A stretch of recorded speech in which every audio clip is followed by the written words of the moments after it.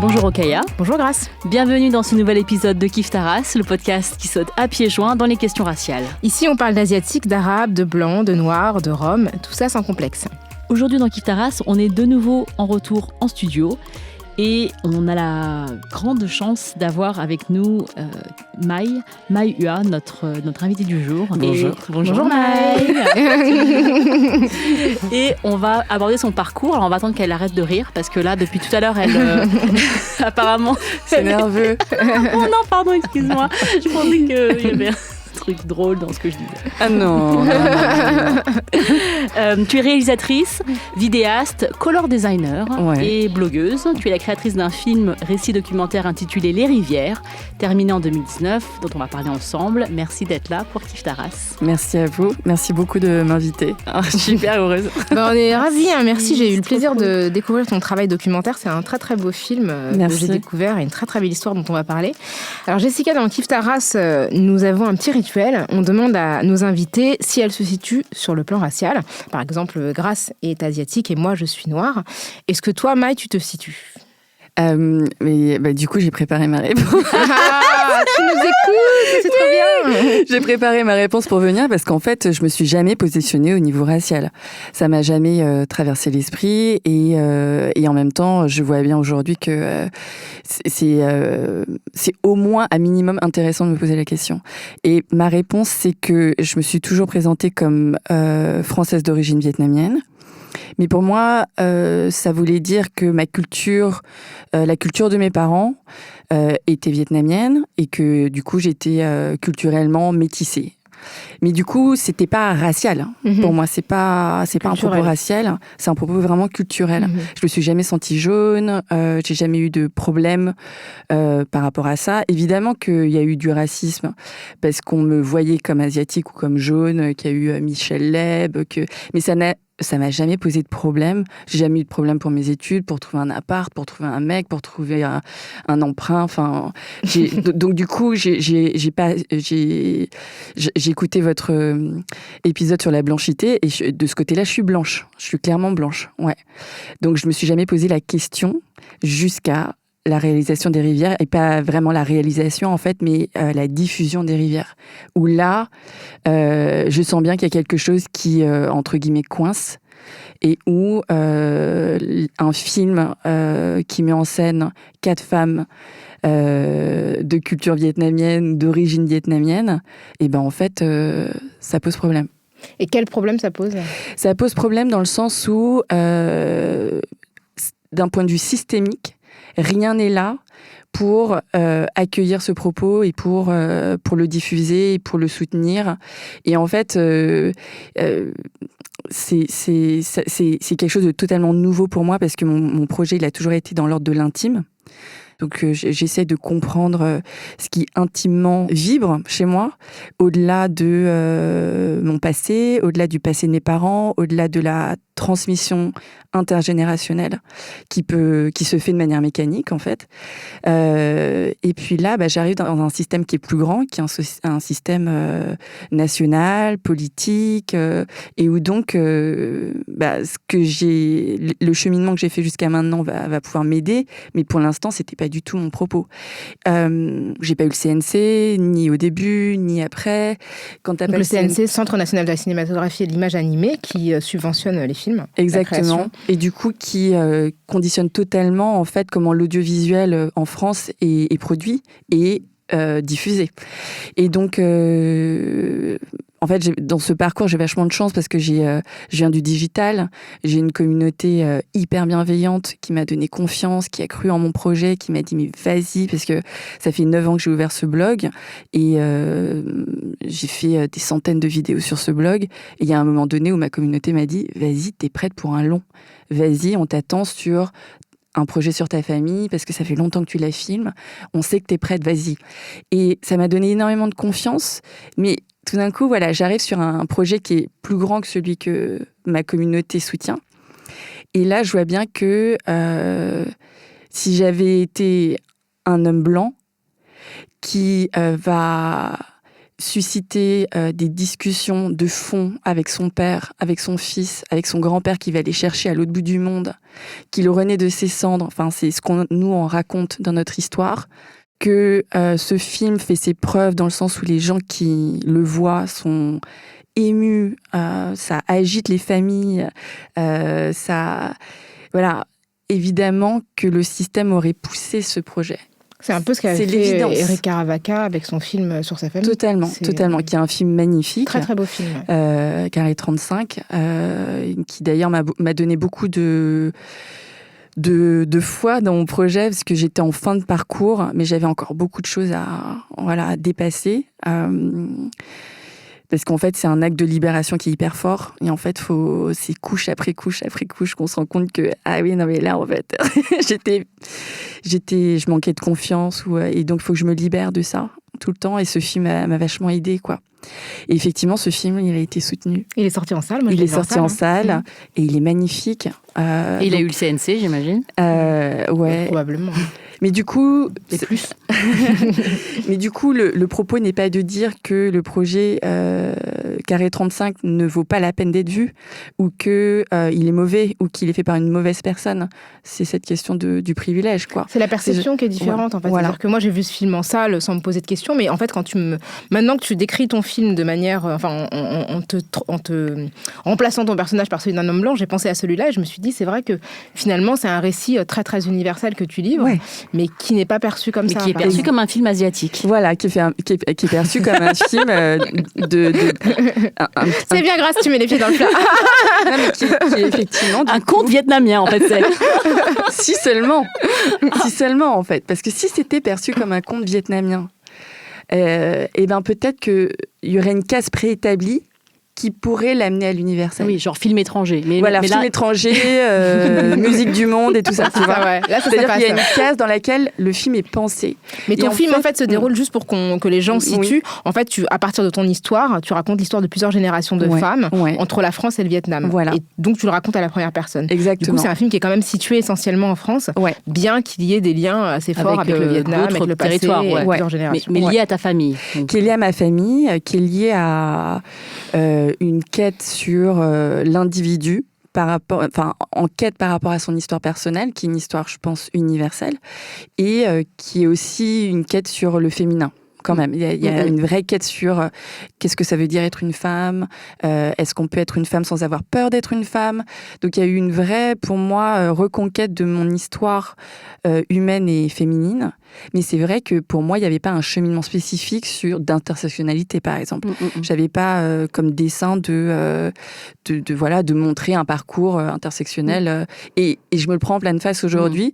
Et en fait, c'est vachement bien parce que ça me fait cheminer aussi sur le pouvoir des images et de ce que mon histoire peut raconter et comment c'est projeté, en fait, dans l'imaginaire collectif. On va revenir sur comment tu t'es pris ça en pleine gueule. Et on va recommencer un tout petit peu avant sur ton parcours. Parce que moi, je te suis depuis longtemps, depuis avant de t'avoir rencontré. Et pour moi, ce film, il est comme un prolongement de ton travail. Quand tu parles d'intime, tu as toujours parlé d'intime. Enfin, depuis que tu as commencé à faire des vidéos sur ton blog, donc tu écris et tu fais des vidéos, tu es vidéaste pour ton blog Super by Timai qui a commencé en 2011. Déjà, j'ai attiré parce que tu parlais vachement de ta famille. Déjà, tu filmais des repas vietnamiens, enfin des repas vietnamiens quand c'est avec ta mère ou voilà. Tu filmes des prières aux ancêtres, tu filmes des choses très intimes.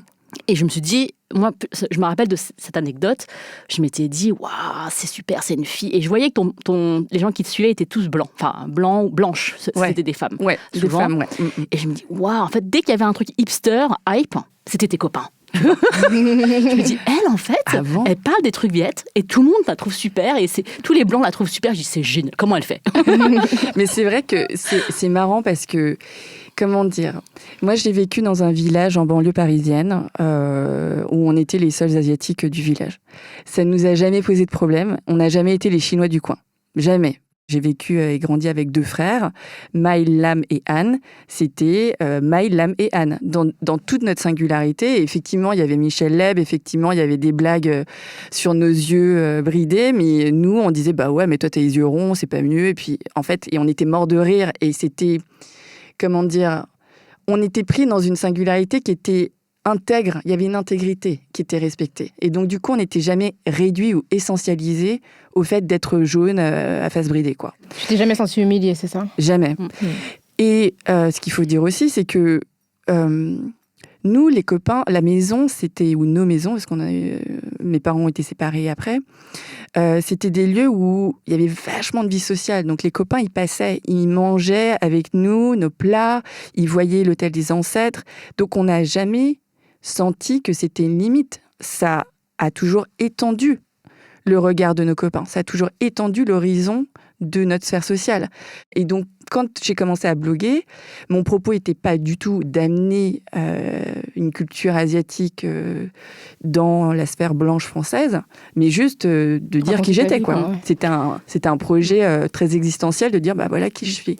Et moi, je trouve ça hyper intéressant ton témoignage de comment tu as grandi, parce que quand on parle de racisme, on reçoit beaucoup de témoignages de personnes qui justement n'ont pas vécu cette vie-là, qui vivent une vie où ils étaient mis au banc de la société, où on s'est moqué d'eux, ils se sentaient humiliés et qui n'avaient pas cette relation avec les autres. Et beaucoup de gens me disent, et je pense que ça n'a jamais été ton cas parce qu'on en a déjà parlé ensemble, beaucoup de gens m'ont dit, mais moi j'ai pas vécu ça, donc ça n'existe pas. Et je sais que toi, tu n'as jamais dit ça. Enfin, non. Tu m'as toujours dit, oui, moi, j'ai pas vécu ça, mais ça peut exister. Bien sûr, donc, bien sûr. Et en plus, je trouve que il y a dans ta parole et dans ta posture une sorte de responsabilité. C'est-à-dire que moi, je l'ai pas vécu, mais justement, je contribue à ce que ça puisse ne pas arriver pour d'autres. Exactement. Donc du coup, par exemple pour le Tet, qui est le nouvel an vietnamien, ou dans d'autres pays asiatiques, souvent je vais dans la classe de mes enfants pour expliquer ce que c'est. Et on le fait pas... on le fait de manière très simple, en fait. C'est juste, voilà qui on est. Et en fait, c'est bien pour vous de nous rencontrer. C'est bien pour vous. On enrichit, en fait, votre expérience. Et du coup, ça ne dit pas que le racisme n'existe pas, ou ça ne dit pas que votre Noël ne vaut rien. Mais ça dit, voilà, en fait, on vit ensemble. Et du coup, on a tout intérêt à savoir qui on est. Et je voudrais juste raconter une anecdote par rapport à... Moi, j'ai commencé mon blog à peu près en même temps que toi. Bon, moi, ça marchait pas du tout, enfin, pas comme toi en tout cas. Et donc, tu faisais partie des personnes que j'admirais. Je me disais, c'est génial ce qu'elle fait, je suis hyper inspirée, tu vois. Et un jour, j'avais fait un espèce de top 10 des femmes qui m'inspirent, des femmes asiatiques qui m'inspirent, parce que j'avais envie de faire un truc, une liste des personnes à qui je m'identifiais et qui en plus me ressemblaient. Ouais. Et je t'avais mis toi et une autre femme française asiatique que je nommerai pas. Est-ce qu'elle t'inspire plus? Complètement pas. Depuis ce jour-là, non. Et donc en fait, je t'ai tweeté, j'ai dit voilà, dans ce top, j'ai mis Maïa. Toi, tout de suite, t'as fait merci, c'est génial. Tu vois, comme t'es d'habitude, love, bisounours. Mais je suis pas bisounours, love, c'est un projet hyper important. Et l'autre fille, elle a tweeté un truc du genre, elle a répondu en disant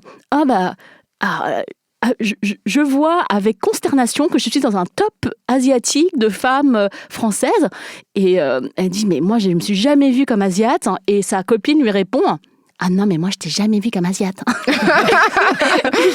J'étais sur le cul. Je me dis, mais il te voit comment, en fait? Alors, parce que, t'es une femme, certes, mais t'es aussi asiate. Donc, et maintenant, des années après, ça devait être genre, tu vois, vraiment au début, 2012, peut-être, je sais pas.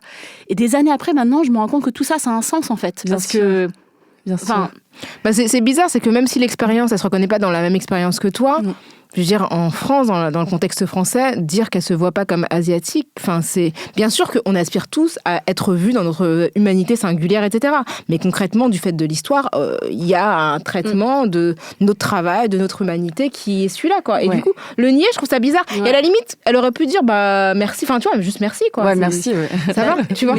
Mais je pense qu'il y a un chemin qui a été fait entre 2012, peut-être, et aujourd'hui, par rapport aux identités, tu vois. Genre, là, tu vois tous les mecs hype faire George Floyd, tu vois, Black Lives Matter, tu vois, c'est super, et je serais contente pour ces gens-là qui aient une prise de conscience. Mais il y a aussi un color blindness qui s'empare des élites, notamment, toi tu travailles dans le luxe, tu travailles dans l'image, ou voilà, elle travaille dans la gastronomie, bon, mais c'est pareil, c'est des milieux assez privilégié, dans lequel il y a beaucoup de personnes blanches qui évoluent. Et du coup, elle s'est, tu vois, le fait que je lui ai rappelé son faciès, elle s'est sentie presque, tu vois... démasquée. Elle a voulu se désolidariser de moi. En disant, attention, je suis comme vous. Mais c'est vrai que moi, quand je recevais des messages de personnes asiatiques, de femmes asiatiques, notamment des jeunes femmes, tu vois, qui me disaient, ça me fait un bien fou, tu vois, ça me fait un bien fou, en fait, de voir un visage dans lequel je peux me projeter, parce qu'on parle beaucoup de projection dans ces cas-là. Et moi, j'étais contente pour elle, en fait. Donc, c'était pas mon propos, mais j'étais contente pour elle. Donc, tu te sentais pas insultée parce qu'on te disait... bien sûr que non. C'est juste que moi, ça n'a... C'est pas ton expérience, bien sûr. C'était pas ni mon expérience ni mon combat, mais j'étais bien sûr très heureuse que cette expérience puisse exister pour ces personnes-là. Ouais. Et tu as dit aussi, alors j'ai eu l'occasion de te rencontrer donc il y a quelques temps pour l'épisode de Ça reste entre nous, une web-série qui donne la parole aux Asiatiques que j'ai co-réalisé cet épisode en particulier avec Boulom Souk Swatonfan, qui est notre ami, qui porte sur la beauté, et dans lequel tu dis, et je trouve que c'est aussi un témoignage singulier qui est important à dire, tu m'as dit, je me suis toujours sentie belle, alors que moi, tu sais, je me suis toujours sentie moins belle que les autres. Et d'entendre ta parole en disant, moi, je me suis toujours sentie belle, et j'ai vu tes photos de 18 piges que tu mets sur ton Instagram. Effectivement, t'es très belle, t'es toujours très belle. Enfin, je veux dire, il y a pas de... Et je me suis dit, waouh. Et quand j'ai vu le documentaire Les Rivières, et que j'ai vu ta daronne, j'ai compris. Comment... Et là, j'ai compris. J'ai compris comment est-ce que, tu vois, enfin, tout ce que tu décris, les maisons dans lesquelles tu as vécu, comment est-ce que vous preniez beaucoup de place, enfin, elle prenait beaucoup de place dans sûrement le petit village dans lequel vous viviez. C'était impossible d'humilier la culture vietnamienne en sa présence, je pense.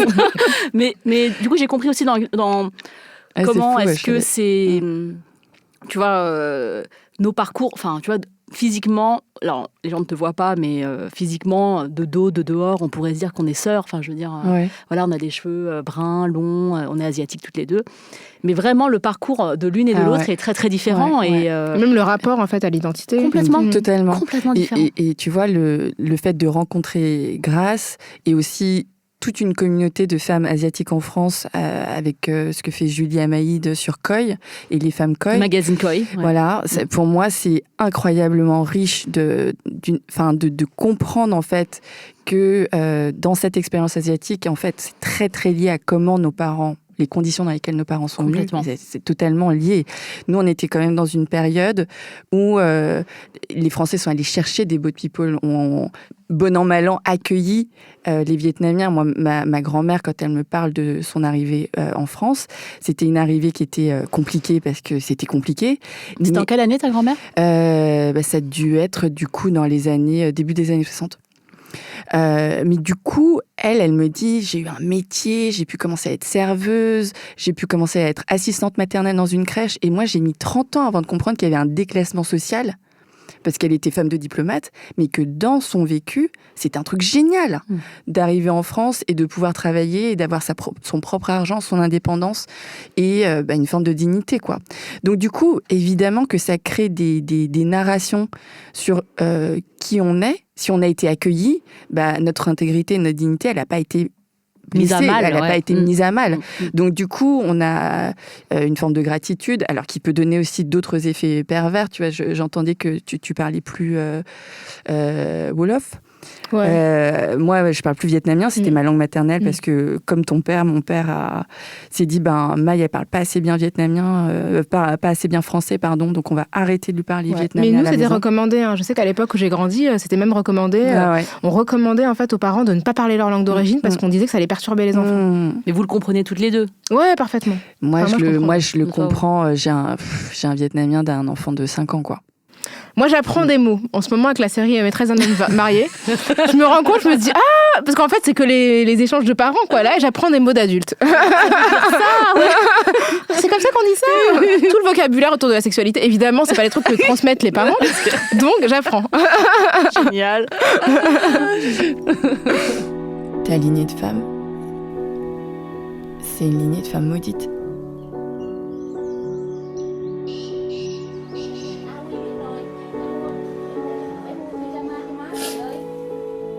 Et donc me vient cette idée folle. Je vais faire un film. Maman, Tu es la plus belle du monde, aucune autre à la ronde n'est plus jolie. Tu as pour moi, avoue que c'est étrange, le visage d'un ange du paradis. Du coup, peux-tu nous raconter donc ce cheminement qui t'a amené à faire ce film ? Ouais, alors je vous avais parlé du blog, donc il y a eu un premier déclic qui a été le blog, et donc la confiance que ça m'a donnée sur le fait que j'étais capable de véhiculer des messages et de transmettre des messages et des émotions à des gens que je connaissais pas, qui me connaissaient pas. Il y a eu ça, il y a eu le fait que ma grand-mère... En fait, ce qui s'est passé, c'est que mon grand-père a eu un cancer, et donc il y a eu une sorte de projection d'une fin de vie qui allait arriver. Et donc il y a eu une sorte de fantasme total du retour à la Terre. Et donc toute la famille et eux ont fini par décider de rentrer au Vietnam, parce qu'ils avaient vécu 40 ans en France avant. Donc en fait, voilà, on ramène tout le monde au Vietnam, et puis en fait, au bout de 2 mois, mon grand-père tombe mourant.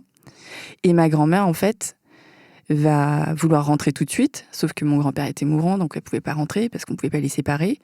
Et en fait, petit à petit, on voit notre grand-mère mourir, mais sur une mort très très lente.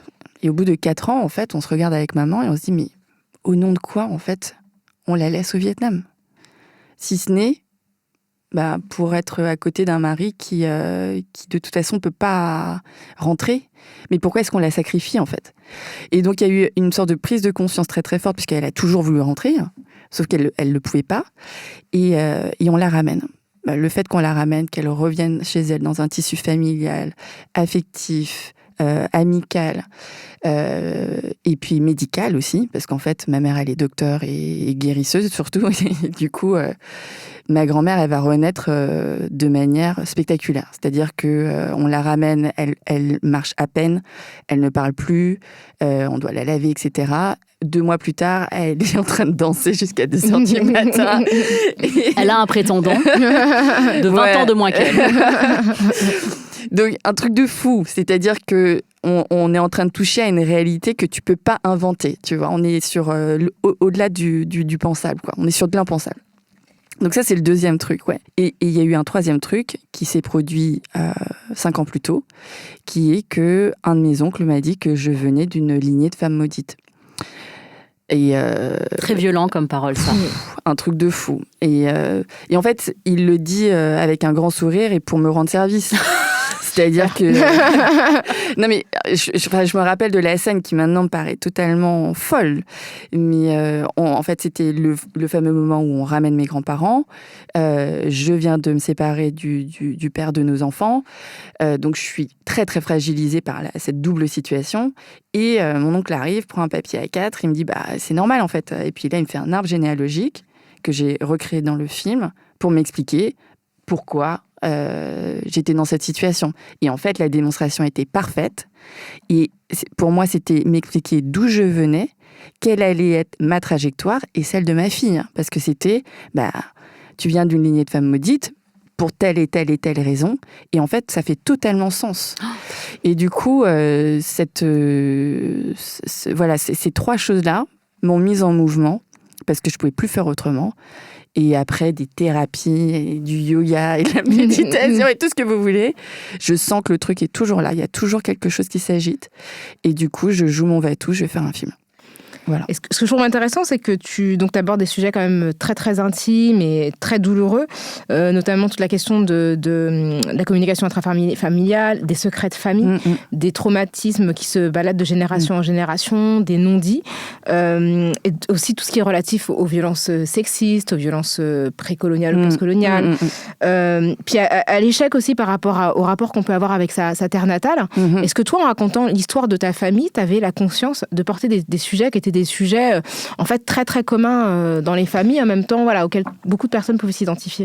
Alors oui et non, c'est-à-dire que moi j'avais cette expérience du blog et j'avais cette expérience d'être en contact avec autrui et de potentiellement, et c'est comme ça que j'ai été programmée, être une jeune fille modèle qui va vouloir plaire à tout prix.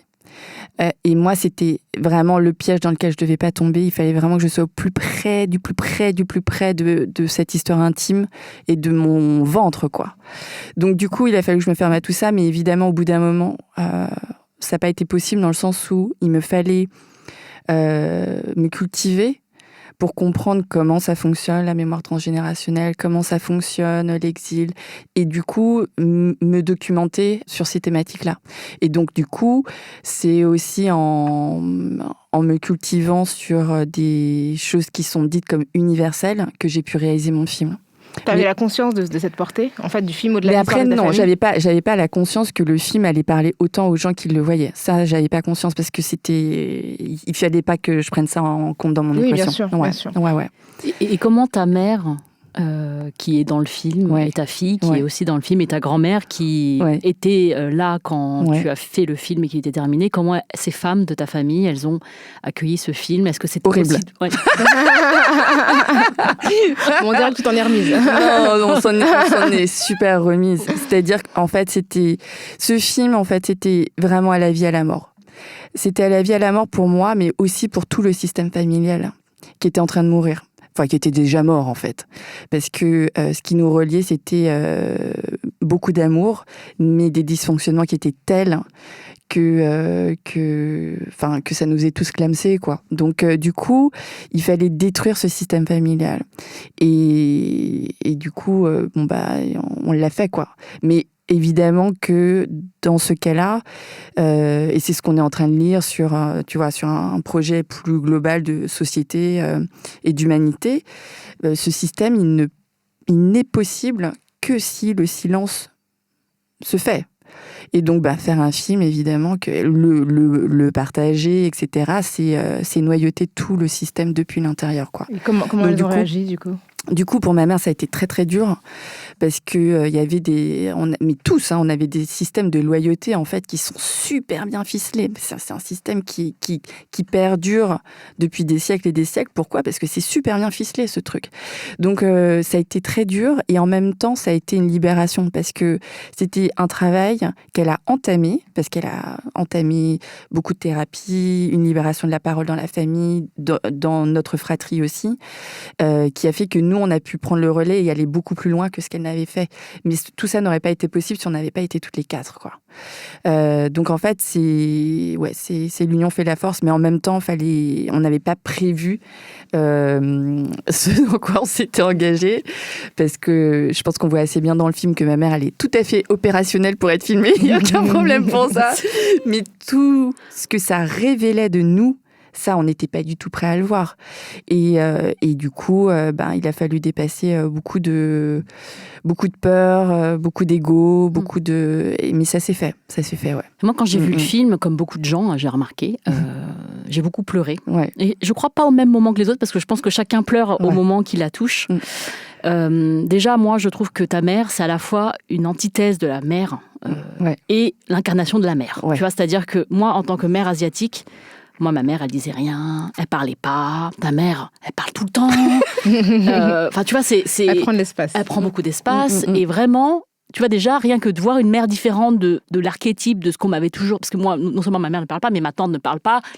Mon autre tante... Enfin, je veux dire, c'est... Ouais, non, silence, c'est quelque chose d'énorme dans nos cultures. Sauf qu'elle parle beaucoup, mais elle n'a pas dit l'essentiel. Ouais. Enfin, en tout cas, c'est ce que vous dites. Et il y a une scène que je trouve incroyable, c'est que vous avez des masques d'avion là sur la tête. Ouais. Vous parlez, il ne faut pas que vous vous voyez. Enfin, c'est incroyable parce que votre communication, elle se fait. Et là, à ce moment-là, vous dites des choses. Ouais. Et c'est quelque chose.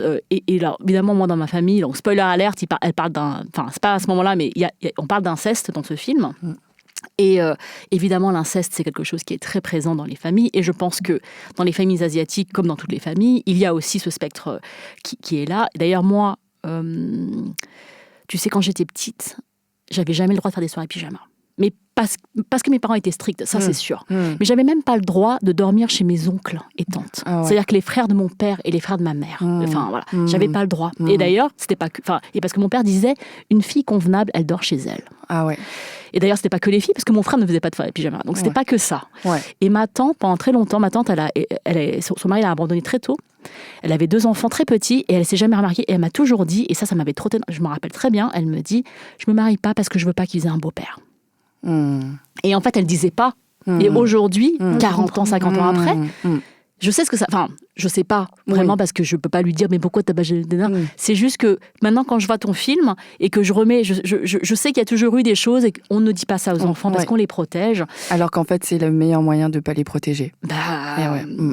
Et donc, je voudrais citer un podcast que j'ai écouté il y a récemment qui est le travail de Charlotte Bien-Aimée, de la journaliste que j'aime beaucoup et qui parle de l'inceste et de la pédocriminalité et donc qui date du 4 mars 2020 et qui dit qu'en France, il y a environ 2 enfants par classe d'école qui sont victimes d'inceste ou de pédocriminalité. 81% de l'ensemble des violences sexuelles commencent avant 18 ans et dans 94% des cas, celles-ci sont commises par des proches.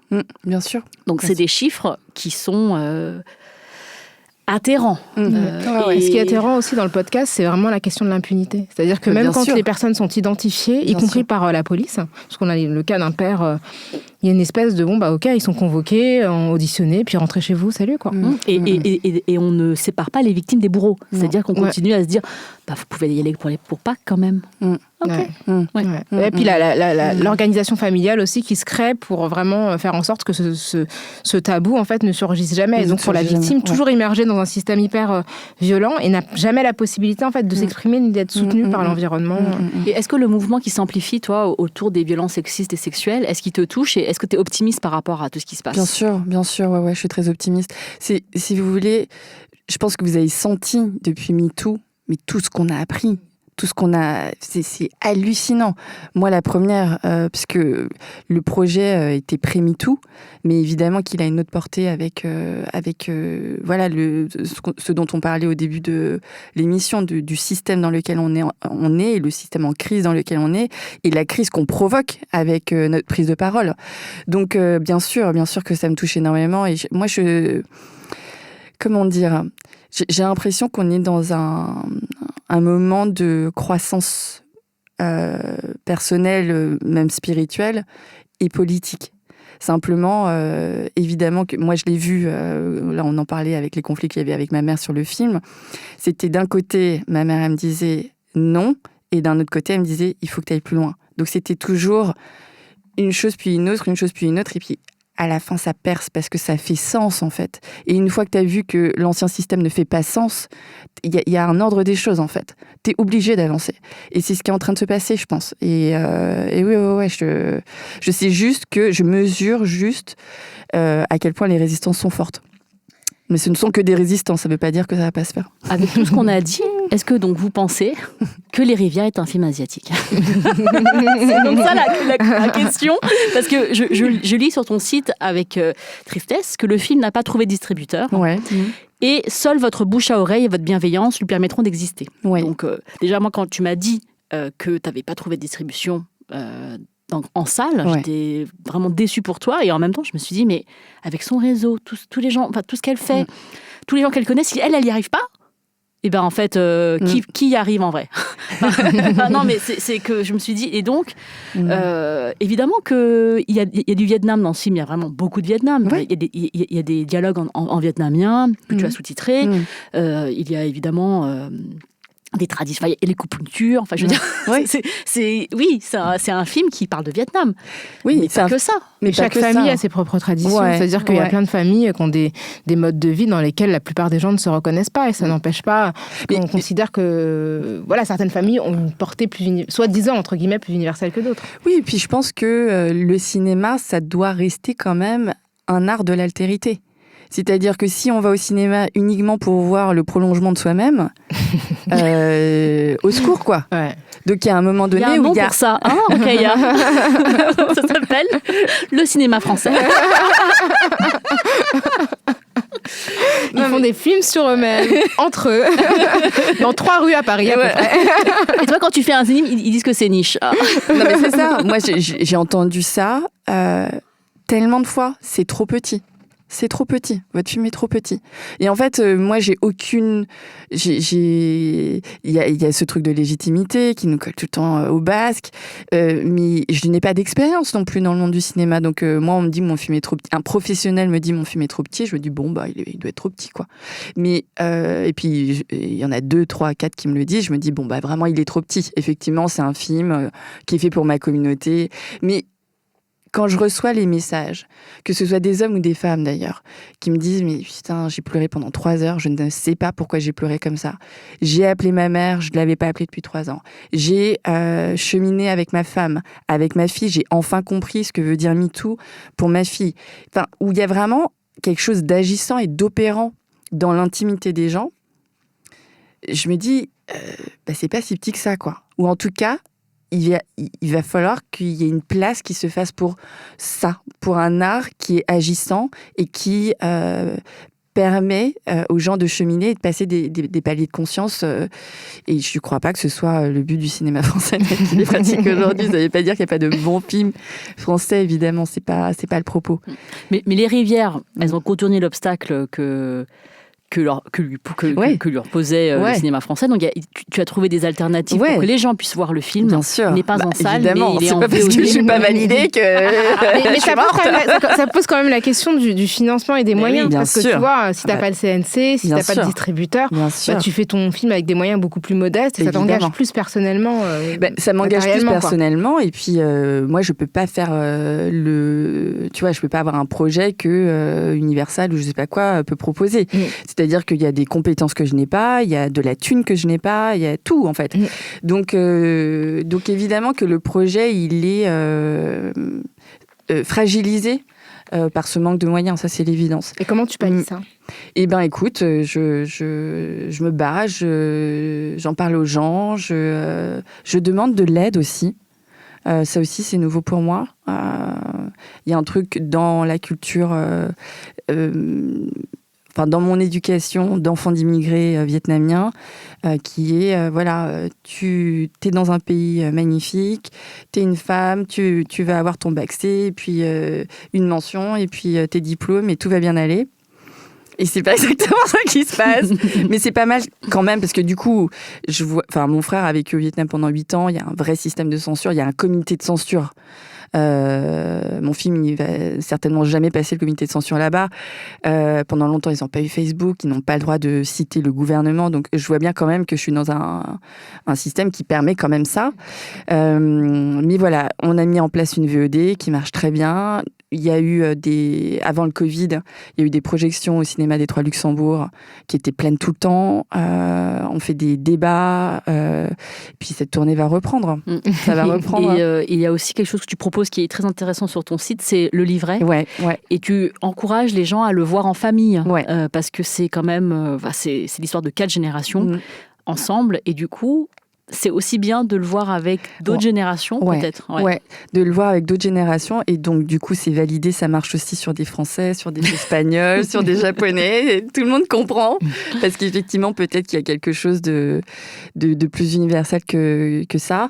Mais le film, lorsqu'il est vu en famille, même avec des amis, entre sœurs, ça provoque en fait du lien. Ça crée du lien. Ça provoque des discussions. Ça provoque une écoute. Et c'est magnifique, ça. C'est génial. Hein. Qu'est-ce qu'il a changé chez toi, ce film ? Mais tout. Ça a changé toute ma vie, ce film. Ouais. Parce que en fait, il y avait... parce qu'en fait, vous voyez bien dans votre engagement politique, pour rayonner dans cet engagement-là, il faut passer des caps de conscience, de confiance en soi, d'assises, quoi, d'ancrage qui sont vachement forts. Et moi, j'étais vraiment une feuille errante comme ça. Et voilà. Et du coup, quand un oncle te dit ma chérie, tu viens d'une lignée de femmes maudites, voyons. Moi, mon monde s'écroule. Ouais. Aujourd'hui, mon monde, il s'écroule pas. Ouais, maintenant, tu arrives à remettre en question bien ce sûr. genre de... Bien sûr, j'arrive à avoir un œil critique et à pas m'effondrer selon qu'il fasse beau ou moche ou que ton oncle t'ait dit une chose ou une autre. Et puis après tout, il m'a mis sur une vraie fausse piste, mais qui m'a quand même mis en chemin, quoi. Parce qu'en fait, finalement, ce que tu vois, c'est une ligne de femme très très forte. Bien sûr. Ce que je découvre, c'est et ce qui est fou, c'est que donc j'ai tourné pendant 3 ans. Après, j'ai monté pendant 3 ans. Il y a eu une année qui s'est recoupée. Et en fait, quand j'ai montré mes images, au bout de 2 ans à peu près, donc au premier monteur avec qui j'ai travaillé, il me dit « Mais vous n'êtes pas du tout maudites, les meufs. Ça va super bien. Vous êtes une famille en bonne santé. Vous êtes une famille où il y a de la parole. Vous êtes une famille où, lorsqu'il y a des épreuves, vous les passez ensemble. Putain, mais... J'aimerais te dire que moi, je parle plus à ma mère. et du coup, tu vois, ça... Ouais. Et du coup, cette histoire de malédiction, c'est que des histoires de croyances. Et du coup, dépasser ces croyances... Ça fait un peu Indiana Jones, tu sais, et le temple. Totalement. Mais moi, c'est un classique aussi dans la mythologie des femmes qui sont maudites. C'est quand même quelque chose qui revient de manière régulière, quoi, qui sont à l'origine de tous les malheurs et qui vont maudire toute la lignée. Bien sûr. Mais du coup... c'est ce qui m'a mis en mouvement quand même, quoi. Donc, voilà. C'est génial. Donc, on vous recommande chaudement d'aller voir le film Les Rivières sur le site de MyUA. Donc, c'est www.lesrivières.myua.fr. Donc, on mettra les ressources en description de l'épisode. Merci. On arrive à la fin. C'est ça, on arrive à la fin. Déjà. Si ça vous a parlé, si vous avez des questions que vous vous posez, si vous-même la trajectoire de MyUA fait écho à des trajectoires personnelles, n'hésitez pas à nous faire part de vos commentaires. Vous pouvez la suivre sur ses réseaux, parce qu'elle a des réseaux sur Instagram, notamment. MyUA. Il est très actif. C'est un euphémisme. Et n'hésitez pas à nous faire part de vos commentaires sur cet épisode avec le hashtag Kiftaras et en taguant aussi Maï si vous voulez avoir sa réponse. Kiftaras, c'est un podcast de Binge Audio réalisé aujourd'hui par Quentin Bresson. On se retrouve dans 15 jours pour un nouvel épisode de Kiftaras. Merci Rokhaya. Merci Grace. Merci Maï. Merci à vous.